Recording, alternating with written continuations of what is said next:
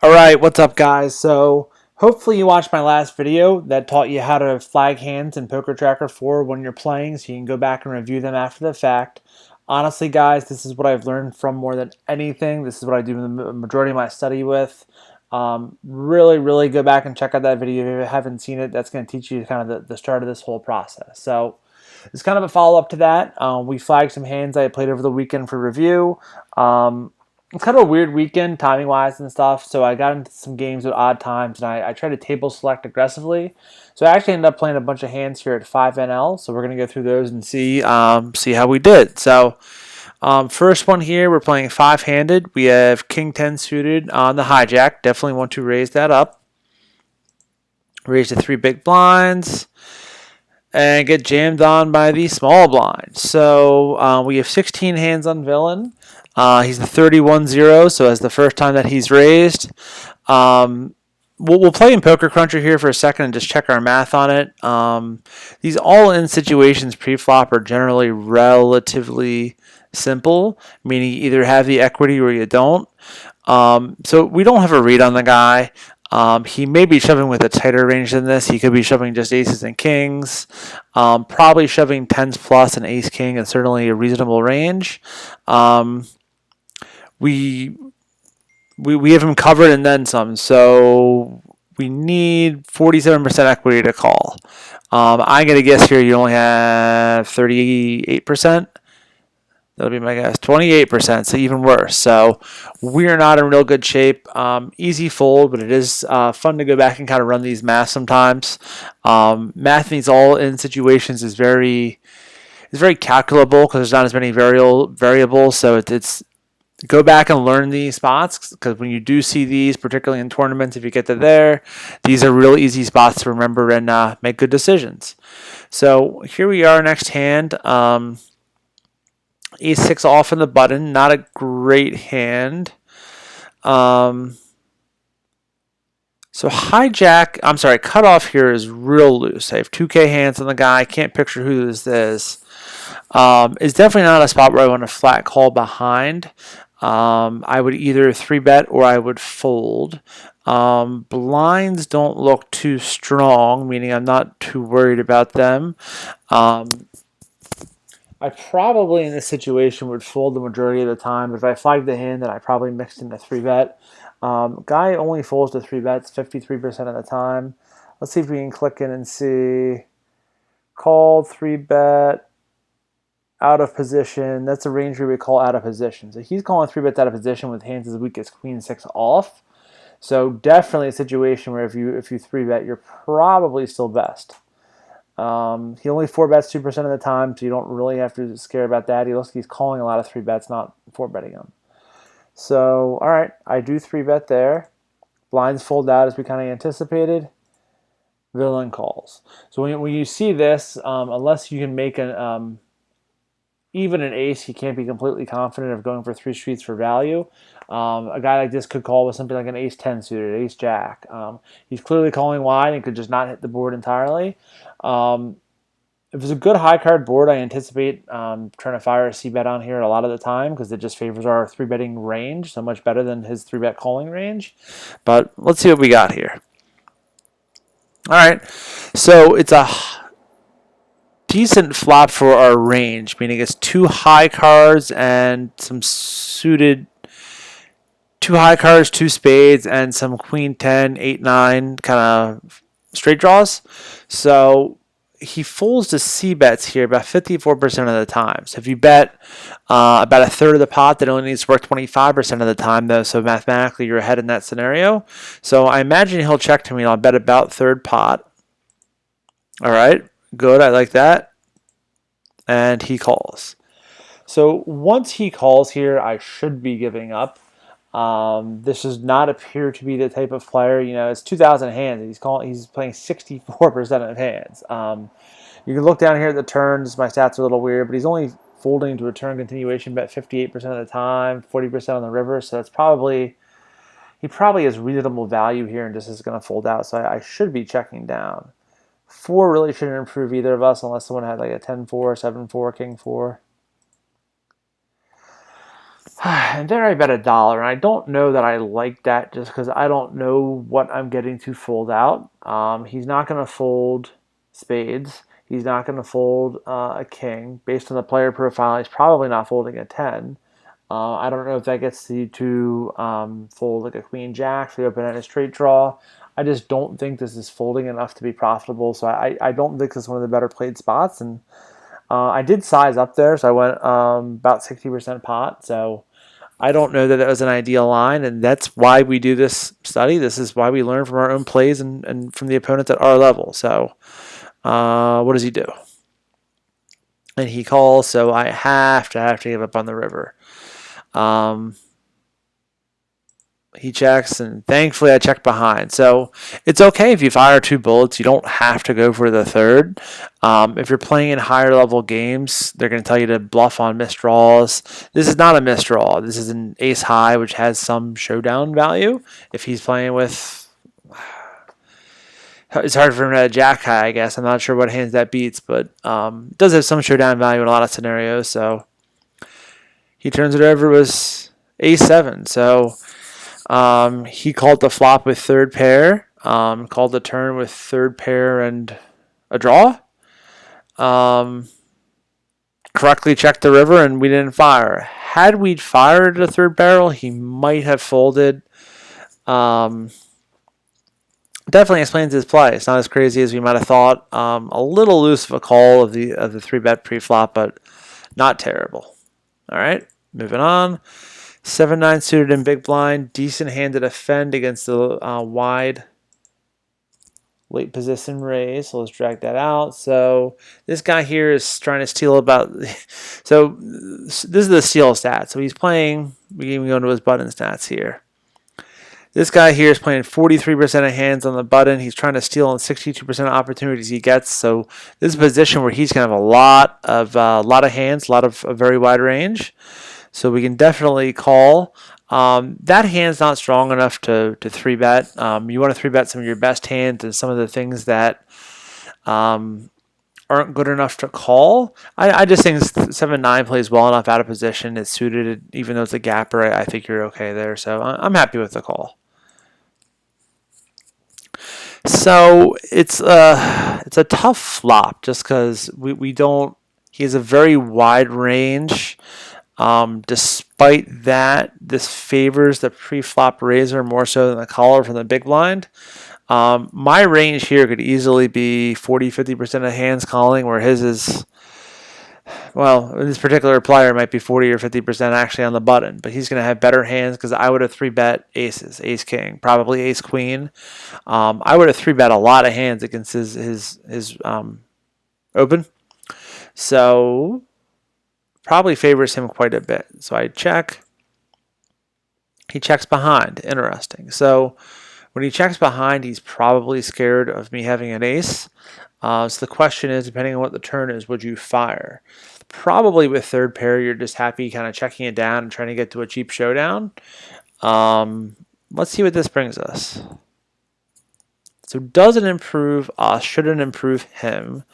Unless he had a hand like an ace-6 that was slow playing. Not slow playing necessarily. He just didn't want to go for a kind of thinner value there. It shouldn't really improve him. So I would be fine here, honestly, with a check, just trying to get closer to showdown. All right, we check. And now he bets a quarter. So it's not a lot of money, but it is about 2/3 of the pot. So when you see that, is he ever going to bet with a weaker 9? So if he bets with an ace, you're behind, a jack, you're behind. You don't have a draw. So is he ever going to bet with a 9 that you beat?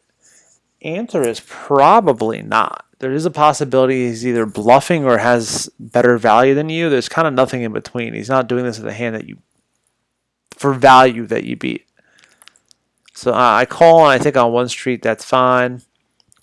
River, I'm going to check the river every time.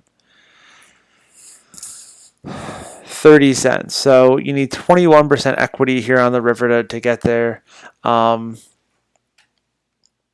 have to assume he would have bet most his aces and most his jacks on the flop, and maybe even most his 9s. He's c-betting 55% of the time on the flop, so He's not doing it as liberally in position as I would, for example, but he's certainly c-betting those value hands plus some bluffs.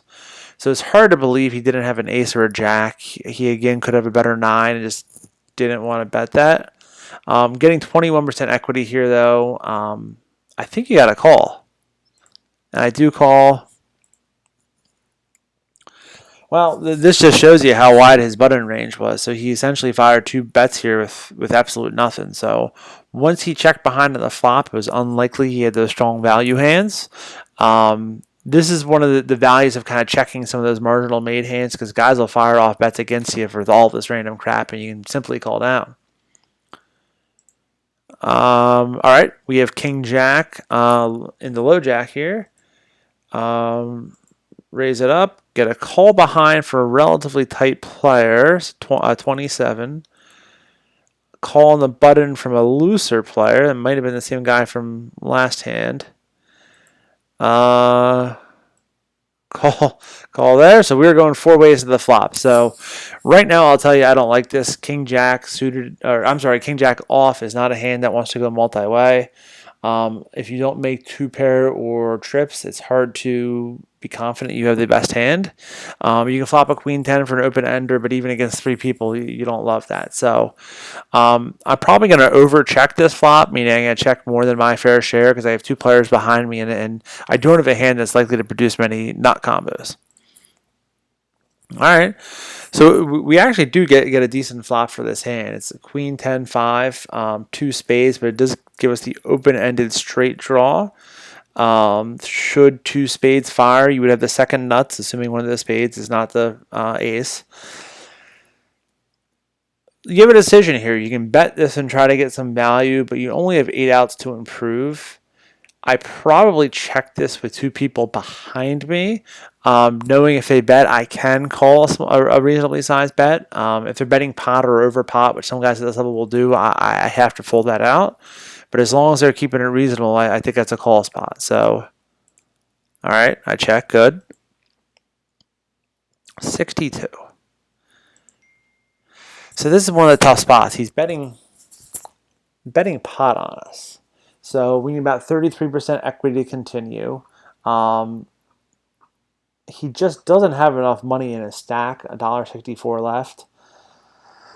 I mean, I think your options are either to fold or jam on the guy. You're not getting any potential real payoff. If you hit your straight, there's just not enough money behind. So the question is, if you jam for another $1.34, does he fold? Rough math, that'd be $1.80 plus 65 is $2.40. Plus $1.80 is $4.20, so 134 divided by 420. So we need like 36% equity or something to continue, and guys aren't going to fold top pair for that. So I hope I fold. I do jam, and I don't know that I love that. I have a feeling you're going to see him with a top pair type hand that I have a feeling he's going to call down with a top pair type hand, and let's see what happens. We got a king, which is interesting.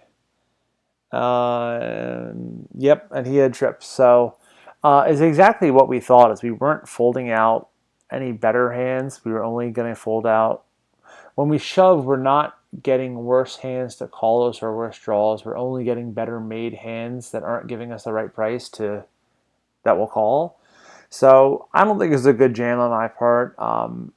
I think based on his stack size, and I was probably multi-tabling and may not have seen it. I think based on his stack size, it was probably just a fold, because even if we hit our straight, there just wasn't enough of a reward to be risking our money. A6 suited here in the big blind, folds around to the small blind. Small blind limps. He's playing only 47 hands. He's playing as a 49-0. So just when you see those numbers, just realize, while it's a small portion, some portion of his range is made up of aces, kings, queens, ace-king. It's hard to read him because he's playing every hand the exact same. So it's actually making it difficult on us. Against some players, I think are forking their range. By that I mean, raising their strongest hands and calling with the weaker ones. I would tend to raise over the limps, just because I think we can get a lot of folds. This is a guy that's playing that whole range the same way, and I think you're just better off checking behind and taking a free flop, which I do. Great. All right. So you have nut flush draw. 3 to a straight flush being the 6, 7, 8. So it's not a bad outcome here.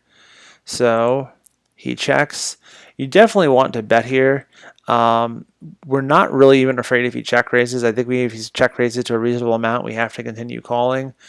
He's not showing any type of aggression whatsoever so far, so we're not real concerned with that. These min kind of pots are hard to know what to bet. You can't bet less than one big blind, which is 5 cents here, so I believe that's what I should go with. Great. And he calls behind. So when he calls behind, though, he could have a random 7 or 8. He could have a queen. He could have worse hearts. He could have something like 9, 10. Some of these guys also call with big cards. He could have a king jack or something, though, and just kind of continue here. So let's see what happens. So the turn did not improve us to a made hand, but it improved our draw. So now we have an open-ended straight draw and the nut flush draw. So assuming he checks to us, we definitely want to continue betting. He checks to us. I probably go again somewhere around half pot. I want to get value when I make my hand, and this is the player profile that would seem to be willing to pay us off. I want to give him every opportunity to do so. So hopefully I bet somewhere around 12.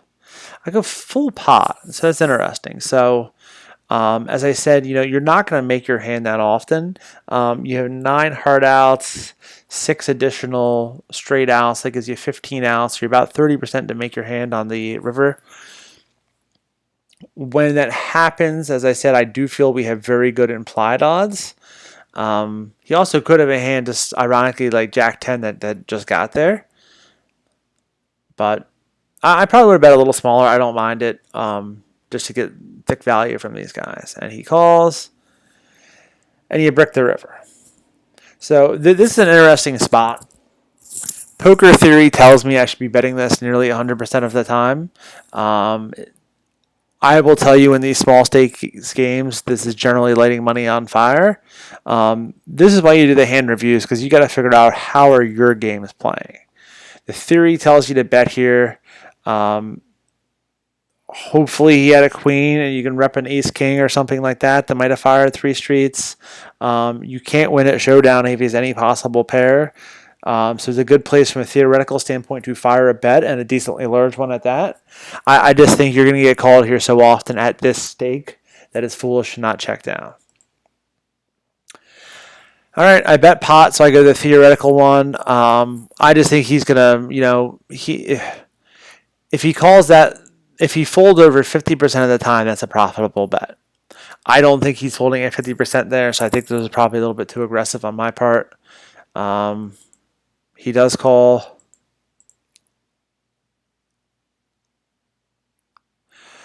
All right, I mean, that is not a hand I would have put him on. So he called the flop with an overcard and some backdoor draws. He called the turn once he improved to an open-ended straight draw. He called the river once he made a random pair. So not a hand I would have put him on, but that illustrates the point I was making is the theory says fire this river bet when you basically have no showdown value or very little. I just think at this stake you're getting called so often is rarely profitable. Ace 10 suited in big blind. Limp from a player that doesn't limp much. He's a 22-18. So when you see that, you got to figure it out. Take a shot at what is this guy doing. There is a possibility when you see a type player like this limp suddenly kind of out of the blue that he's trying to do it with something like aces. Now you block that. You block half the combos of aces, so there's only 3 combos out there. But some percentage of the time he's going to have those hands. So hopefully I picked up on that and just checked here. If he was a looser player, I'd definitely be raising this for value, but I think a check there is better. All right, good. So you make a top pair here. You don't feel overly confident. I would probably check this and see what develops. So you check, and he bets 2/3 pot. So what does 11 do? Villain 11 folds. So you have to call here. You have to call a single bet. He could certainly have, It's hard for net pocket aces. There's one combination of pocket aces left. Kings or queens probably don't make this play and limp and just bet small on an ace-high board. You probably have the best hand right now. He could certainly have clubs. He have a weaker ace, any small pocket pair. You get a pocket fours or something and hit a set and got there. But I think even with these numbers, he raises the fours pre-flop. It's hard to read these guys exactly. So I call. Fantastic. 7.